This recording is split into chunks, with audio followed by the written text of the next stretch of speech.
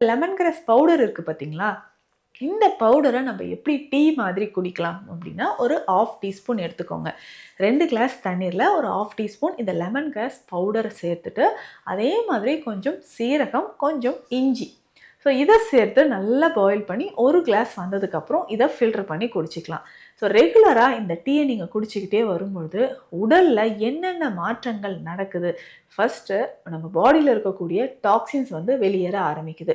உங்கள் உடலில் இருக்கக்கூடிய தேவையற்ற கழிவுகள் வெளியேறுவதற்கும். ஸோ டாக்ஸின்ஸ் இருந்தால் என்னங்க சிம்டம்ஸ் தெரியும் அப்படின்னு கேட்டிங்கன்னா, பாடியில் எப்போவுமே ஒரு டயர்ட்னஸ் இருந்துக்கிட்டே இருக்கிற மாதிரி இருக்கும். நிறைய ஹேர் ஃபால் ஆகிறது, மலச்சிக்கல் இருக்கிறது, ஒரு சிலருக்கு அல்சர் அதிகமாகிட்டும், கான்ஸ்டிபேஷன் அதிகமாக இருந்தாலும் பேசும்போது ஒரு பேட் ப்ரீத் உங்களுக்கு தெரியும். ஸோ எனக்கு வந்து வாயில் பேசும்போதே ஒரு பேட் ஸ்மெல் வர மாதிரி இருக்குது, பேட் ப்ரீத் ப்ராப்ளம் இருக்குது அப்படின்னு சொன்னீங்கன்னா, அது எல்லாமே கண்ட்ரோல் பண்ணுறதுக்கு உங்களுக்கு இந்த லெமன் கிராஸ் டீ ரொம்ப ரொம்ப யூஸ்ஃபுல்லாக இருக்குங்க.